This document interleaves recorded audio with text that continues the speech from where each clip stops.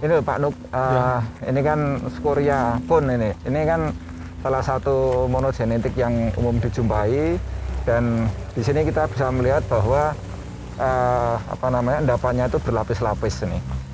Ini sangat bagus. Ini contoh. Ini beruntung kita bisa mendapat Ideal ini. sekali ya Pak. Ideal sekali. Ini beruntung ada penambangan. Ya. Sehingga kita bisa dapat. Singkapan yang bagus kadang kita bisa dapatkan dari bukaan lahan pertambangan dan lain-lain. Ya, itu. Ada sisi positifnya juga berarti ya? Iya, lumayan juga itu. Karena kelihatannya vulkanolosis memang terbantu sekali dengan proses penambangan. Iya. Ya, itu. Oke, jadi sore ini kita berada di Gunung Loyang. Gunung Loyang ini salah satu kerucut skoria, atau ada yang juga menyebut skoria kerucut cinder. Posisinya ini berada di sebelah timur dari Gunung Slamet. Jadi bisa dikatakan di akhir dari lereng timur Gunung Slamet. Nah, di sini kita mendapatkan suatu kerucut skoria yang kebetulan sudah ditambang oleh masyarakat di sini, sehingga kita bisa melihat internal strukturnya atau arsitektur bagian dalam dari suatu kerucut skoria. Nah, kalau kita lihat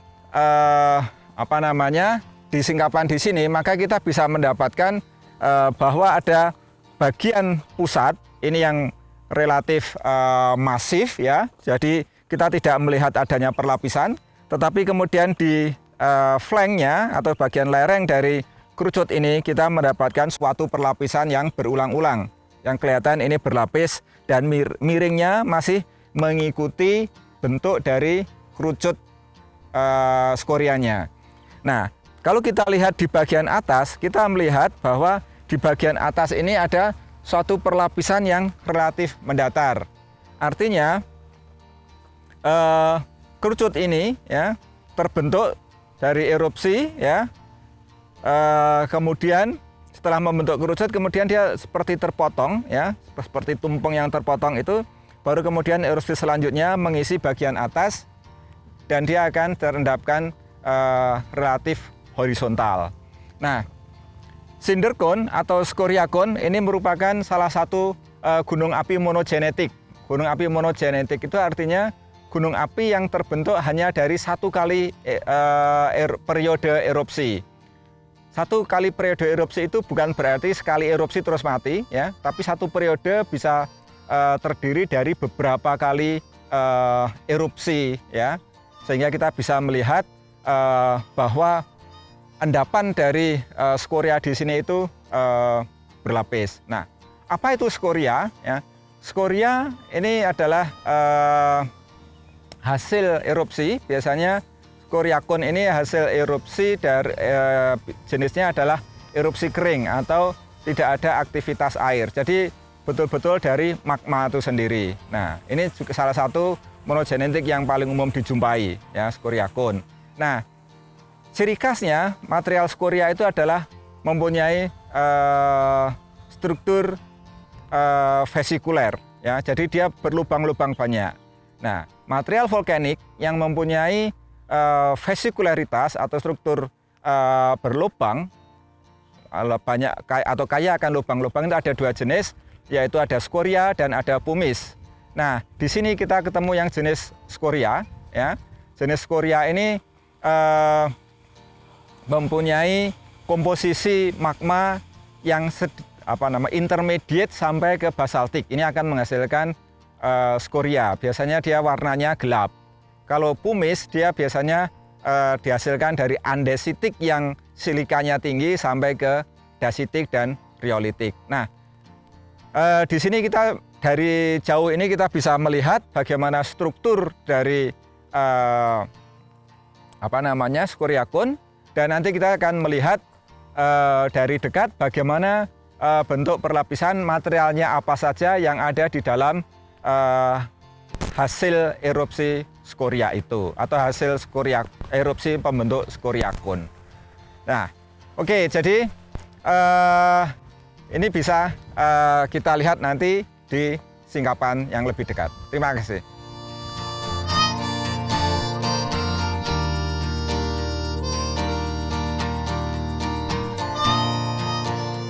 Oke, jadi seperti yang saya sebutkan tadi bahwa kita akan melihat lebih fokus lagi untuk endapan dari Scoria cone ya. Nah, kalau kita lihat di sini ada kesan akan terlihat sekali ada berlapis-lapis ya.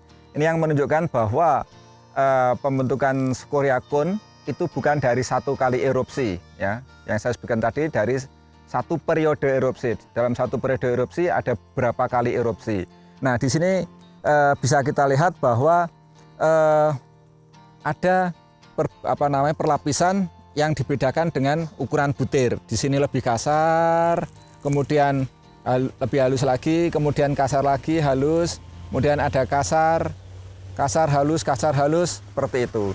Ini menunjukkan bahwa erupsi ini berulang, kemudian juga mempunyai intensitas yang berbeda-beda. Ya. Dan di dalam erupsi Scoria cone ya, tadi sudah sebutkan bahwa pembentukan dari erupsi Scoria cone itu adalah eksplosif magmatik atau dry magmatik karena dia tidak ada bersentuhan dengan tubuh air ya.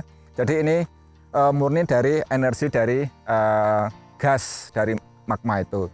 Dan pada saat erupsi eksplosif ini banyak sekali kita bisa menjumpai adanya bom-bom yang mempunyai ukuran lebih besar. Nah, bom yang lebih besar ini juga mempunyai kenampakan vesikuler ya, berlubang-lubang. Ini bisa kita lihat dan posisi dari bom ini tidak terkonsentrasi di satu layer saja, tapi di beberapa layer akan dijumpai. Jadi ini memang biasanya di dalam erupsi Scoria cone ini ada selingan berupa lontaran-lontaran bom. Nah, section ini kalau kita lihat ini adalah pada bagian tepi atau bagian atas dari endapan Scoria cone, dan di sini kita bisa melihat juga bahwa materialnya ini ada perbedaan warna, yang satu hitam, kemudian yang lain itu kalau kelihatan basah ini lebih kelihatan coklat atau lebih agak orange seperti itu ya. Nah, ini kami duga bahwa pada akhir dari proses pembentukan Scoria cone ini ada campuran air yang masuk ke dalam sistem magmatiknya ya, sehingga material-material skorianya ini seperti terselimuti oleh yang kemudian warnanya coklat seperti ini. Nah, kemudian setelah ada erupsi ini bekerja terus, maka biasanya tahap akhir dari pembentukan Scoria cone itu adalah aliran lava. Tapi aliran lavanya ini dia tidak melompati atau melalui pusat erupsinya, tetapi dia menerobos ya. Dia akan menerobos dari bagian bawah kerucut cinder ya. Dan ini bisa kita jumpai singkapannya juga di sisi sebalik bukit ini ya, kita bisa mendapatkan lavanya. Tapi bagaimana kita yakin bahwa lava ini muncul akhir atau lebih akhir daripada endapan Scoria cone? Ini bisa kita lihat bahwa Scoria cone yang berada di atas lava ini mengalami ubahan hidrotermal yang menunjukkan bahwa ada panas yang mengubah. Jadi ada panas, ada air yang kemudian mengubah material Scoria cone ini yang kita sebut juga katakanlah sebagai altrasi hidrotermal. Nah, ini bisa kita jumpai di lokasi yang lain di seberang ini. Saya kira ini untuk proses pengendapan Scoria cone secara singkat. Nanti bisa kita lihat juga bahwa Scoria cone ini adalah materialnya berlubang, vesikularitasnya sangat tinggi sekali ya. Demikian. Kemudian seperti biasa ya, setiap lokasi kita ada tugas-tugas. Nah, untuk tugas ini nanti akan disampaikan oleh Pak Nugroho. Silahkan Pak Nugroho untuk memberikan tugas kepada adik-adik mahasiswa. Baik adik-adik mahasiswa, kita tadi sudah mendengarkan penjelasan dari Dr. Agung Harijoko mengenai Skuriakun di sini. Kalau saya ambil satu fragmen sampel yang ada di sini, ini sudah jelas bahwa material ini adalah skuria. Nah, sekarang tugas Anda adalah apa bedanya antara skuria dengan pumice. Itu tugas yang harus kalian jawab.